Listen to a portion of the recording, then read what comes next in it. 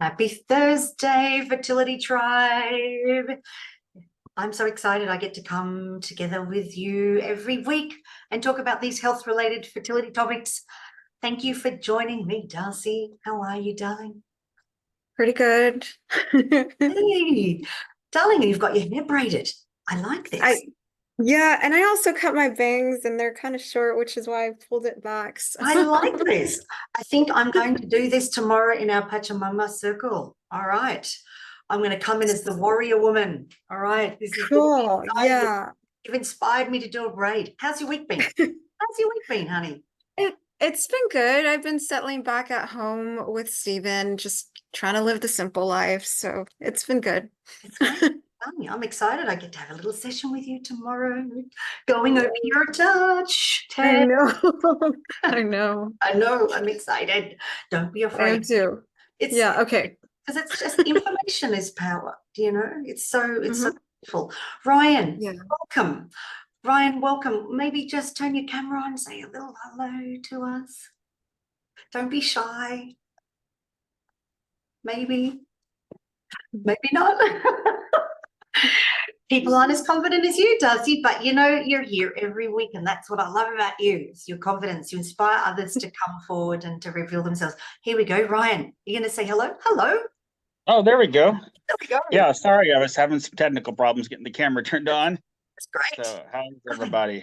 Yeah, we're great. It's we've got a small group today, but do you know what? It means that it's like up close and personal. Do you know? It feels like you're getting your own little private consultation with me about magnesium. Yeah, We're just going to do a bit of a deep dive. I'll try and keep the talk short. But how are you, Ryan? How's your week been? it's been okay. Yeah, Yeah, and doing some of the new things you mentioned to us, and I think that's great. going pretty well. And looking forward to talking to you later tonight with Sarah. So, Yeah. Now, where are you joining us from, Ryan? Just so everyone loves to know where in the world. so I'm in Snapshot. the southwest part of Missouri in a little bitty town called Webb City. Yeah. Uh, the biggest town near here is Joplin, and they got about like 50,000. Webb City's got like 10,000. Okay. So a little bitty place. I love that. Uh, yeah, but it's very hot and humid here Is right that now. right? Yeah, Well, we're hitting the winter solstice tomorrow. You're hitting the summer solstice, right? So, yeah, you know, we're the yeah, opposite, on opposite sides of the world. So, welcome. yeah, Yeah, welcome, Ryan. It's so good to have you here. I love opening up the world. It makes it a small place with like 1 degree of separation, and we get to learn about these places because, you know, I grew up in a small little coal miners town in Australia called Lithgow, you know, and I don't know if you remember the Lithgow Flash back in the day. She was a runner in the Olympics. Anyway, I always tell people I'm the coal miner's daughter, and it's nice to know everyone's background, right? Yeah. So anyway, yeah. where are you joining us from, Darcy? Let's just do a bit of a sharing. Where are you joining us from? Can you hear me? Am I Yeah. muted? Oh, No, okay. you're clear. Fort Clear. Worth, Fort Worth, Texas. Yeah. Beautiful. So what's it like there? Honestly, I've only lived here for a couple of years, but it's temperate. Yeah. Um, and I like it. I don't know if, to others it's like super hot, but it's just I'm originally from South Texas, Yeah. and South Texas it's always hot, it's always humid, and just going up north even just a few hours makes a big difference. So yeah, Oh, beautiful. I Well, love welcome. it. I love Yeah. this. I love learning about different parts of the world, you know, and Yeah. it's like looking through a little magnifying glass, and we all get to feel like we're traveling internationally and we're just behind a computer screen. Isn't that great? Yeah.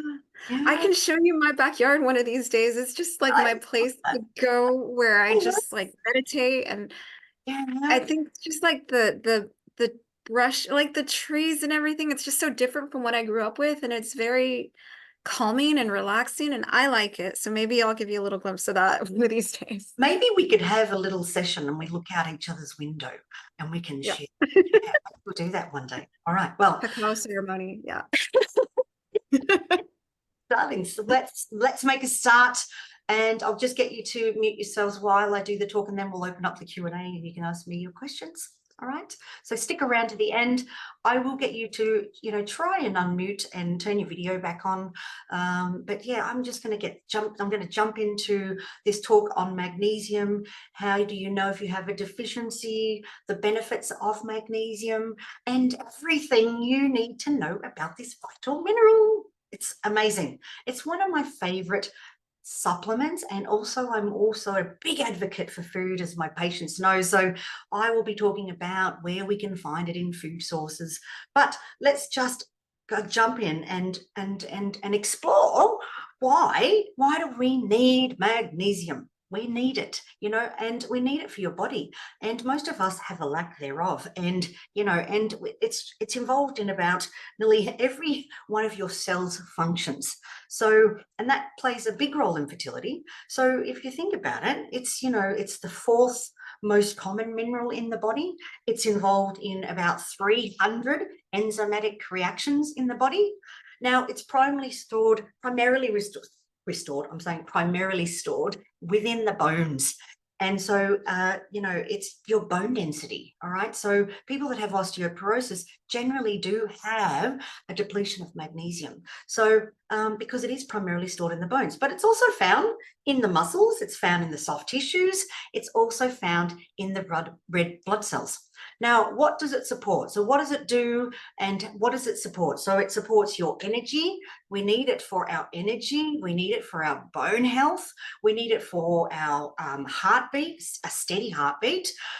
We need it for metabolic processes because it's involved in all those enzymatic reactions. It's required for your DNA, your RNA synthesis, reproduction, most important, and it's also involved in insulin metabolism, blood pressure regulation, and proper muscle contraction. So you can see we need a lot of magnesium, dietary and supplement wise. And because of this, it's important, especially if you do have chronic diseases like type 2 diabetes, like metabolic syndrome, cardiovascular disease. We need it for prevention of that even, and also maintaining your fertility. So now our bodies it can't produce magnesium on its own. So we have to get it through diet and supplements. All right. Now it's found in a variety of foods. We'll go into this deeper as we get through the talk, but the main things, my number one favorite is leafy greens. We've got it in salmon and seafood. We've got it in fruits and vegetables, nuts and seeds, legumes, whole grains. And I've been doing these beautiful cacao ceremonies, my Pachamama, and I have all my patients that are trying to conceive drinking cacao. It's the fertility elixir. It's one of my favorite elixirs. So, it has a high content of magnesium.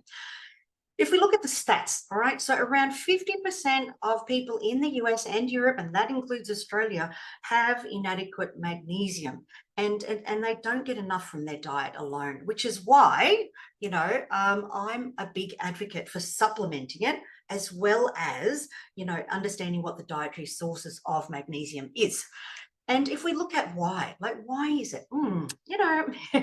Why is this happening? Well, you've got to look at farming, the modern farming practices. They've depleted the soil. We've got, so much magnesium is being, depleted from the soil. And it's all of these chemicals, besides glyphosate, which is the biggest destruction of sperm and fertility on this planet. I'm not going to get on the glyphosate. Maybe I should do a talk on glyphosate. Maybe that's one of my talks for next time. But, all these agricultural practices, we are contaminated. We've been poisoned with glyphosate, herbicides, insecticides, fungicides, and fumigants known as bromides. So, we're being poisoned, guys. And so no wonder we are depleted. We're so depleted, and it's not good. All right. So if we look at the symptoms of low magnesium, so we call this hypomagnesemia. Try and say that, hypomagnesemia. It's a little bit like hypothyroidism, and then we've got hyperthyroidism. So when we're talking about magnesium, we've got hypomagnesemia and hypermagnesemia. All right, so we're going to look at the symptoms of low magnesium. What are they? So as I've mentioned, the first thing I tend to find is, patients are reporting that they've got the leg cramps, they've got, spasms, they might have pain, fatigue, just, wasting of the muscle. They might be anxious, there can be irritability, depression even. And lots of mood swings, mood changes, all right? So I'm seeing that. Then there can be poor sleep, there can be insomnia, headaches and migraines, and the really stabbing migraines. And as it starts to progress, my husband, he tends to be a little bit magnesium depleted, and that comes from his weight training, but he gets the numbness and tingling in his arms. And, since he's been doing the magnesium supplement, he's like, wow, he's sleeping better, and he will not live without his magnesium. All right. So he's a big advocate for that. And I love seeing it with people, because, when you start to implement it, when you've been depleted and you see the changes, you go, wow, I was depleted. So some of the symptoms of the excess magnesium, the hypermagnesemia. All right. So we are seeing hypotension. So that's low blood pressure. We'll have, and there's a crossover here, like hypothyroidism and hypothyroidism. There's a crossover of the symptoms. So again, you're getting, irregular heartbeat. You can have lethargy. You can have muscle weakness, difficulty breathing, even cardiac arrest, which is terrible, and facial flushing. That's a big sign. But how can it impact your fertility? Because that's why we're here. We're doing these talks because we're doing these deep dives in how exactly does magnesium fit into your fertility. So if you look at what I've said above, it's involved in nearly every single cell function. So countless biological systems. It supports your fertility in multiple ways. But let's just look at, magnesium and your hormonal regulation. So if you're getting PMS, so often when you've got a lack of serum magnesium in the luteal phase, you'll tend to have some of those PMS symptoms. So irritability, mood swings, tender breasts, bloating. Okay, so magnesium reduces some of those PMS symptoms through several pathways, and one of them being through the normalization of your estrogen and progesterone levels. And it actually, because I work with women over 40, progesterone tends to be on the decline. So what the magnesium does is it normalizes the progesterone, and it supports the action on the central nervous system. Magnesium supports the hormonal regulation with the thyroid, okay? It's involved in the production of the thyroid hormone. It's our metabolism master. It's critical to ensure adequate magnesium intake for optimal thyroid function. So if we're looking at our, our levels of thyroid stimulating hormone, this is your TSH, we want them to be below 2.5 milliunits per litre to reduce the risk of miscarriage, then to support normal fetal development. Then we've got insulin resistance, conditions like type 2 diabetes and PCOS. Your body has an underlying state of insulin resistance, which often coexists with lower magnesium levels in the blood. All right. And then what happens with the excess insulin, it stimulates your ovaries to increase testosterone production, which then stalls the follicular growth, and it results in an overall increased amount of androgens in the blood. And it's this insulin testosterone link, all right, is the main culprit for delayed ovulation, and then the irregular cycles, and then poorer egg quality. If we're looking at magnesium and egg quality, all right, as explained above, we need magnesium. It's critical for the insulin activity and secretion, and chronic elevations in blood sugar and insulin, they increase inflammation and oxidative stress throughout the whole body, right? Not just for the egg quality. And the byproduct of this is that it then decreases the egg and the sperm quality. So it acts as an antioxidant. Magnesium is it's an anti-inflammatory, it's an antioxidant. It has those antioxidant generating effects, and it aids in your fertility by helping to cancel out the effects of the free radicals and oxidative stresses that we accumulate through life. And this can be diet, pollution, those environmental toxins. Remember the glyphosate, okay?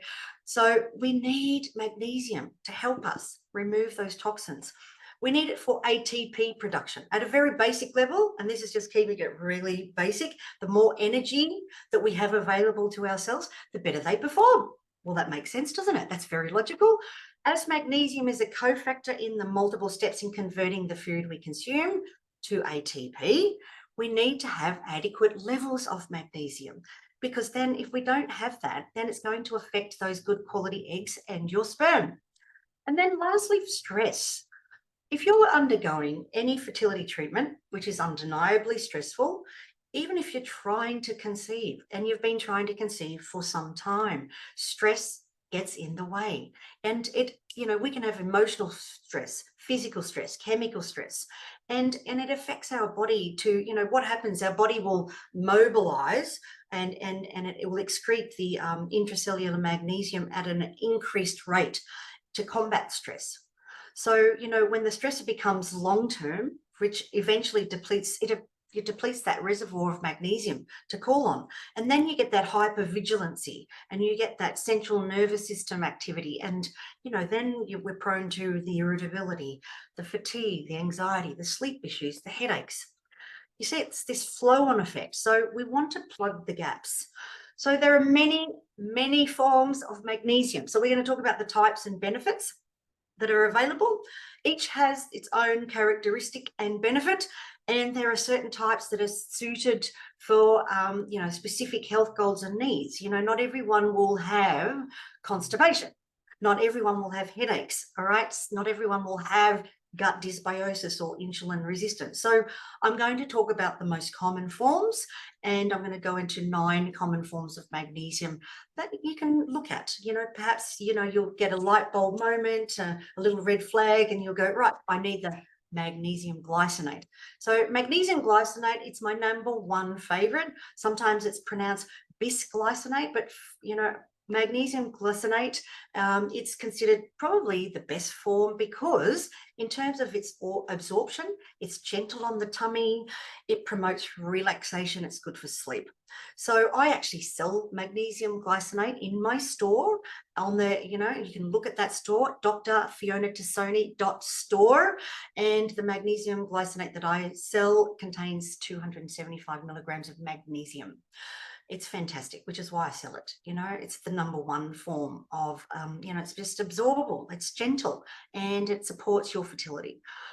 If you have constipation, you might want to explore the magnesium citrate, or sometimes it's pronounced citrate. So it provides constipation relief. What it does is it pulls the water into the bowel, and you're wanting around 100 to 300 milligrams of that. We've got magnesium malate. It's often recommended for those with the chronic fatigue and the fibromyalgia because it supports the energy production. And with that, we're looking around 300 to 600 milligrams of that daily. Now, magnesium oxide, this is the most poorly absorbed. I don't tend to prescribe this for many patients, but if you've got heartburn, if you've got acid reflux, sometimes I may explore that. Often I will look at a blend so that you're actually getting quite a few of the blends in it. So then you're getting the absorption, you might be getting, it might be for the energy. So I don't tend to prescribe it on its own, but if you've got heartburn or acid reflux, magnesium oxide is the best form. Magnesium chloride, this is the form that is applied topically. Now, it can come in a gel or a spray. It's an oil or a lotion. It's transdermal, meaning it's on the skin. So I will get my patients to put it under the liver. I'll get them to put it around the tummy. I tend to avoid the décolletage in the neck because it tends to sting. The thing with the magnesium chloride is if it is stinging, you actually do need more. Okay, so that's a telltale sign. Tick, I'm depleted. So if it is stinging on the skin, I will get you to add coconut oil. I'll get you to add some sesame oil or just some carrier cream that you may have that you can use. We've got the magnesium sulfate. This is your Epsom salts. And this is what we put in the bath to promote relaxation and relieve sore muscles.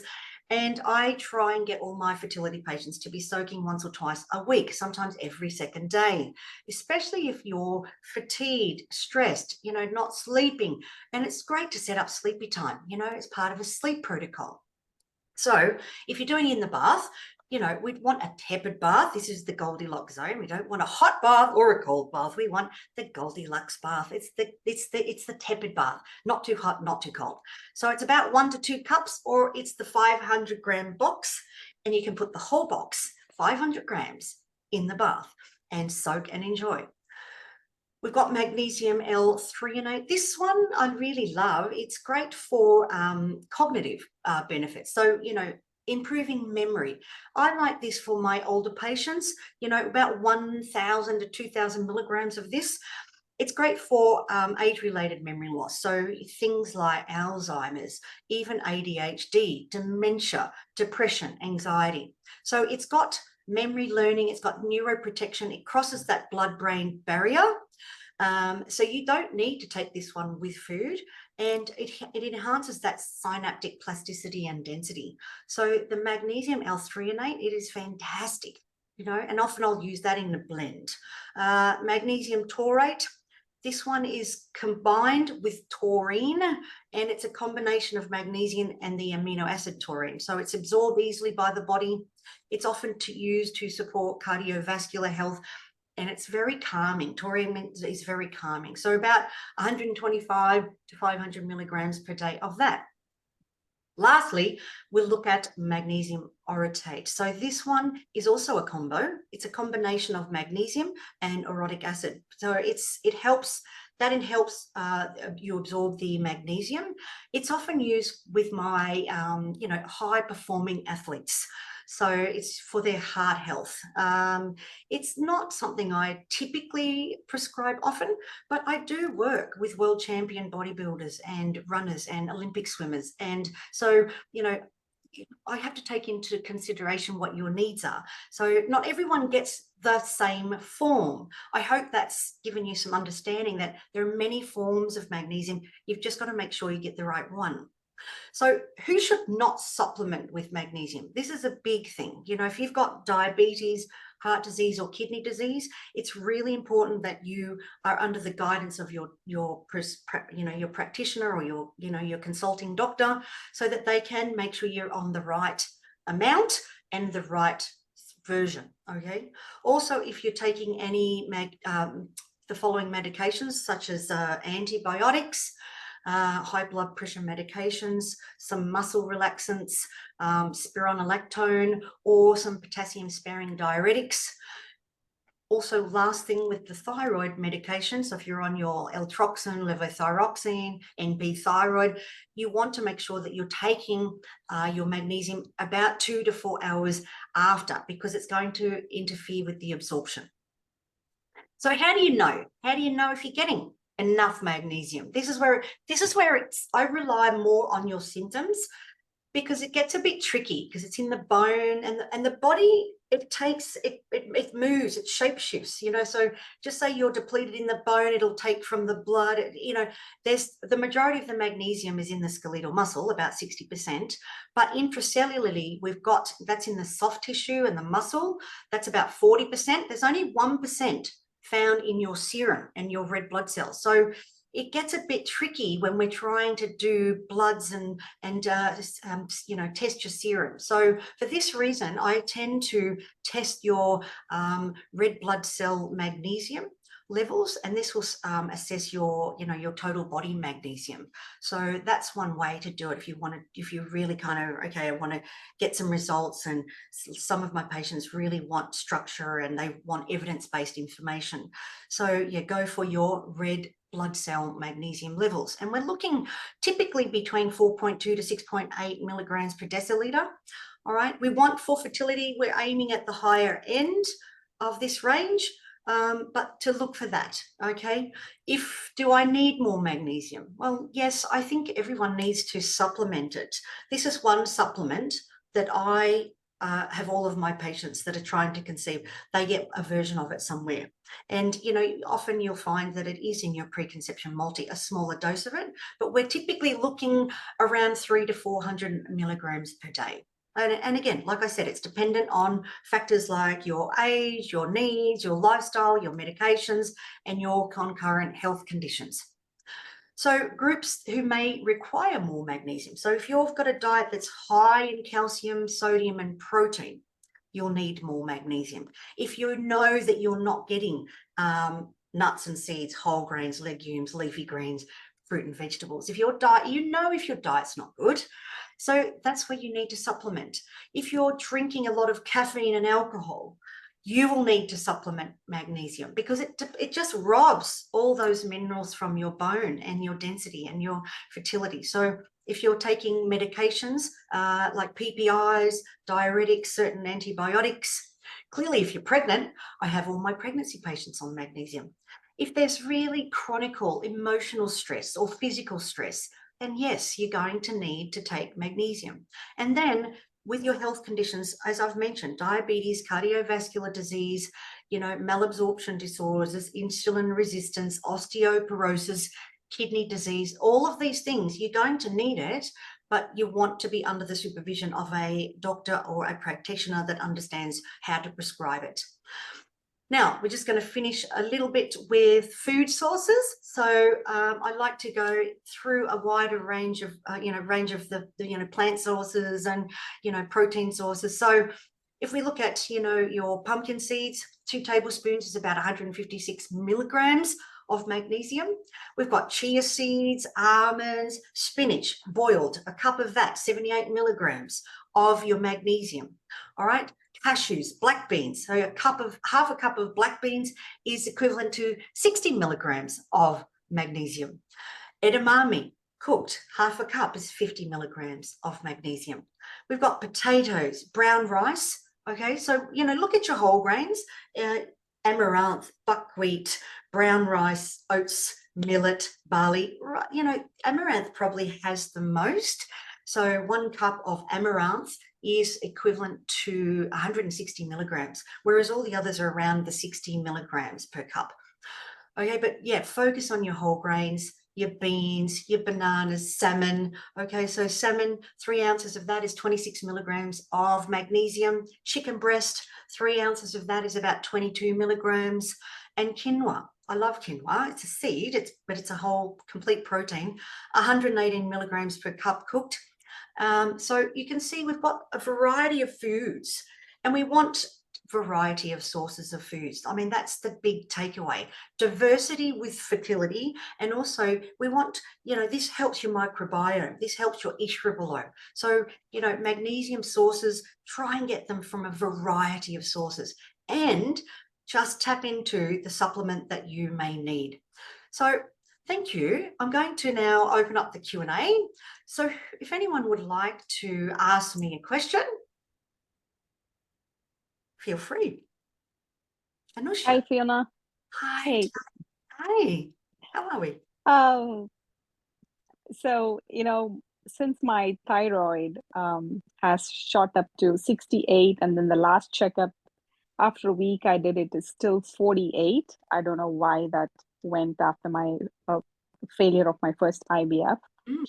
So I'm speaking to the endocrinologist and to figure out much more, but they said to take my thyroid medicine 50 mcg every single day. So probably it would take 6 to 8 weeks to get back to normal. Yes.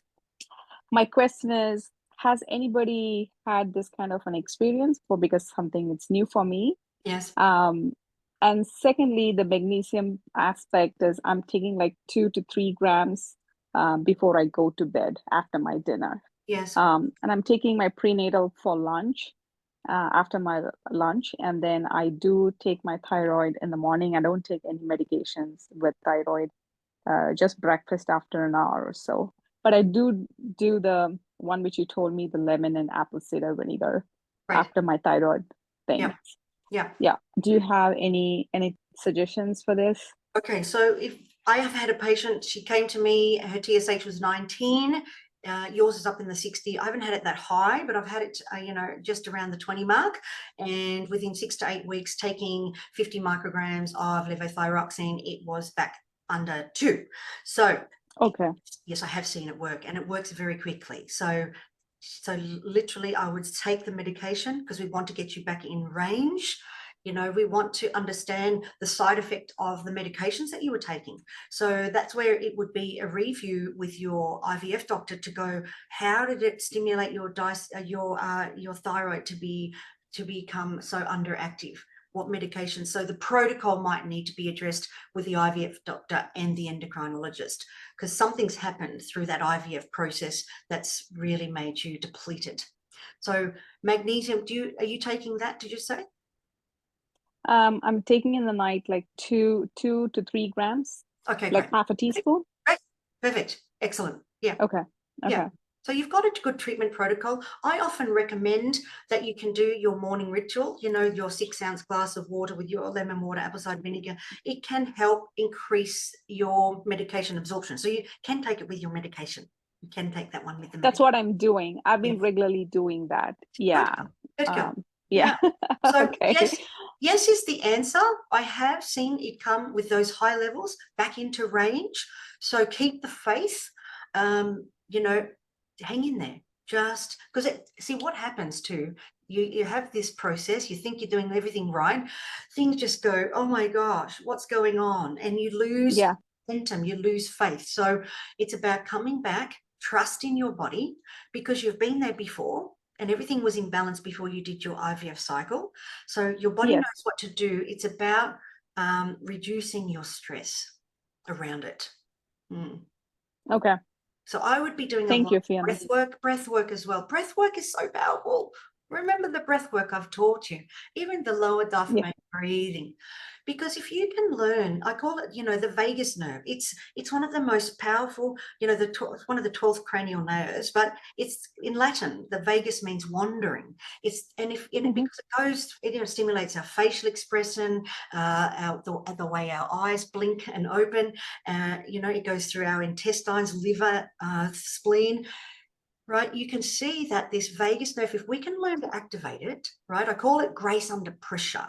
So if you can learn to do the 4-7-8 breathing, inhale for 4 counts, hold the breath for 7, exhale for 8. So in essence, you're inhaling for 4, but you're exhaling for 8. You see that we're extending the breath, even if it's like, but you don't have to count it, but just make your inhaled breath shorter than your exhalation.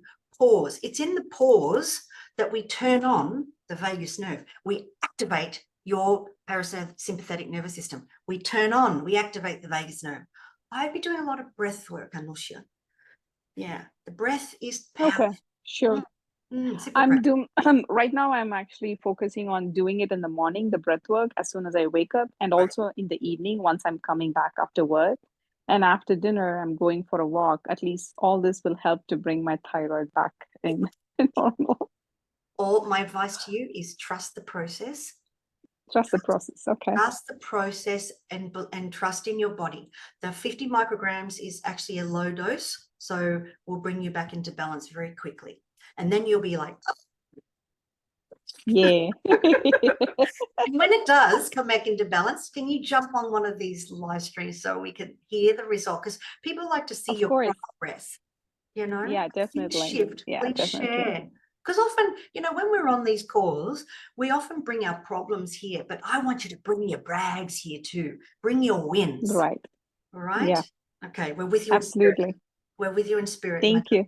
You're welcome. Thank you. Thank you so much. Darcy. Hello, my darling. Okay, hey.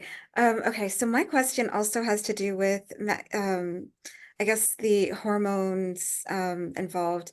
So earlier you had said something about how magnesium delays or maybe the lack of magnesium. I don't know if it was excess or lack of.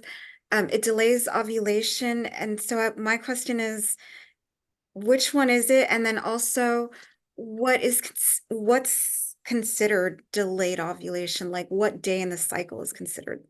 Yeah, so it's a depletion of magnesium, because what magnesium does is it regulates the balance of estrogen and progesterone. Like it's a precursor. It stimulates progesterone production. And often as we age, progesterone tends to be depleted. So it normalizes the balance. And so it's in your phase. And so, yeah, it's a depletion of, okay? And Yeah. So delayed ovulation, this is a great question, Darcy, because we're always looking for patterns. All right. So when I'm looking at, all right, when I first do your intake, I go, all right, do you have a normal cycle? And you say, do you ovulate where in your cycle? Roughly, it might be day 14 to day 16. There might be a girth. All right. We often have a girth of a 3 to 5 day girth, but it's when that girth starts to become, oh, it's no longer 3 to 5. It's like, oh, it's like 7 to 10 days later. And we're starting to see that girth become bigger. And then it's become more irregular. So it might be 1 month, it's 10 days later. The next month, it's 20 days later. And then it comes back to 7. All right. So there's a lot of irregularity around it. And that's when it becomes a problem. I don't mind if you are ovulating later in the cycle. It's when you're ovulating early in the cycle that it's a problem, because it's not giving us enough time to mature the eggs. So it's when the follicular phase is really short, like under, say, 9 days, all right? That's when it's a problem. So early ovulation is a problem, but extended ovulation, it becomes tricky, because it's like, where is it? Where is it? You know, I've had 2 patients this month. One ovulated on day 30 and the other one on day 29. And, you know, I've had conceptions at day 23, 24. So, you know, that's why the BBT charting, that's why I watch you like an eagle does. I know I know I need to do it, and I know it's just about time, but I actually went on Amazon and I bought one of those ones that you could just leave on your, that way I don't have to like, there we go. wake myself up. And beautiful. So, hallelujah. You know, temp drop is finally great. Yeah, hallelujah to that. You know, and because it gets tricky. You know, we forget, we get busy. You know, so yeah, temp drop. I've got so many patients using temp drop, and I think it's fantastic because it just does the chart, and we don't have to think about it. And I get the data I need because I'm very data focused. I need data, and then I can optimize where we focus on. Yeah. Right. Okay. Yeah, great question, Got it. Darcy. Ines, do you have a question for me?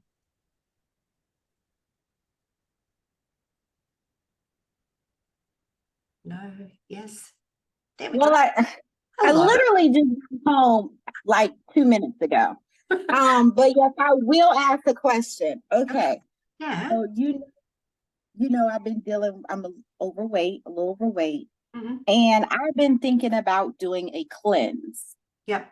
So what do you, because I know you know my backstory. So what do you think about me doing it's called the lemonade cleanse or the master cleanse? What's it called? Say that again. I missed the start of it.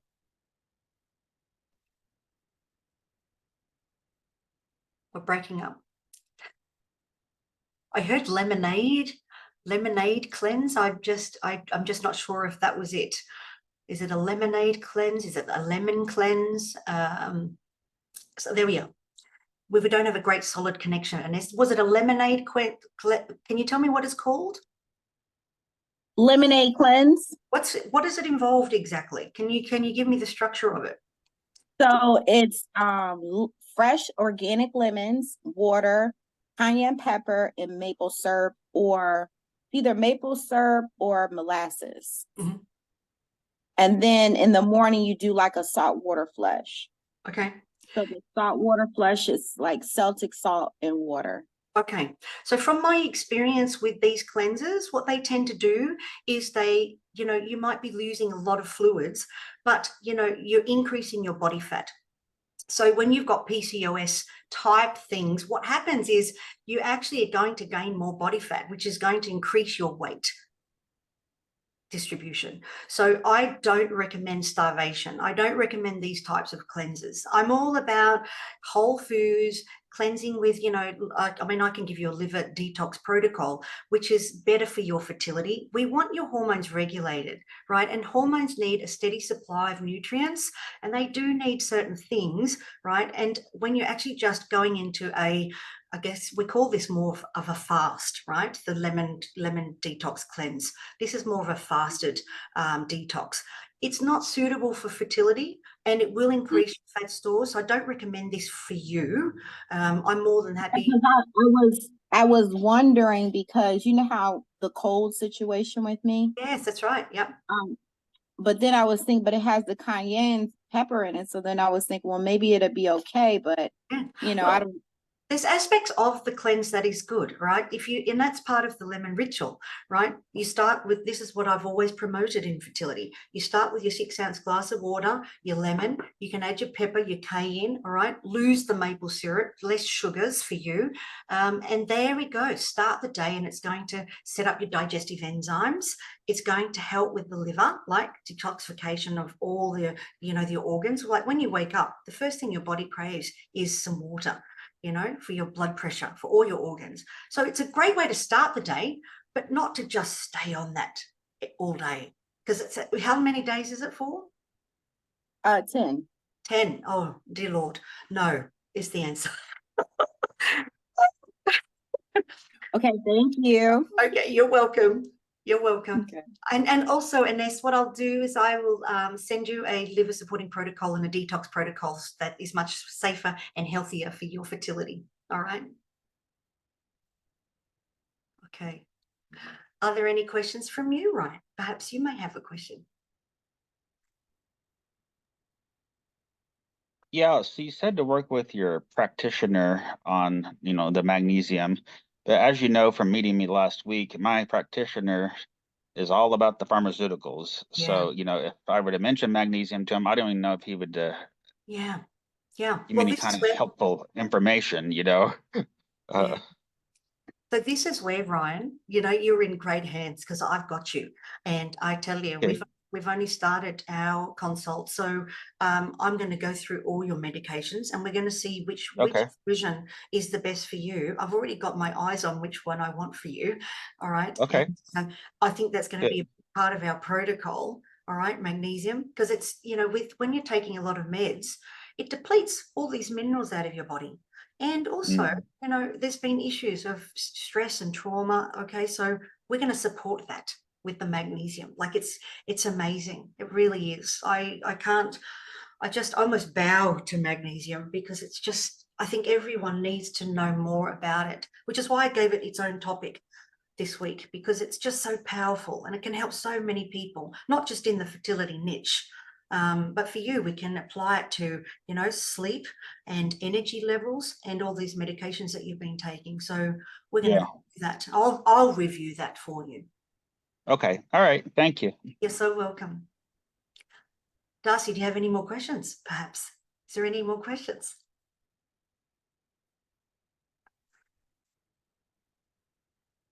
Okay, so thank you so much, guys, for joining me this evening. And I am probably going to talk about glyphosate next week. I really get inspired when I start talking about things, and things just spark up in my radar. So let's talk a little bit. I've done a little bit of toxin exposure, but I think we're going to explore the glyphosate concept next week and give it its own topic for exploration, because it is impacting fertility so much, and I'm seeing so much of its toxicity everywhere. So stay focused, stay around for next week, and we'll see you next time. See you later. Bye. Bye. Have a good one. Thanks, Ines. Bye, darling.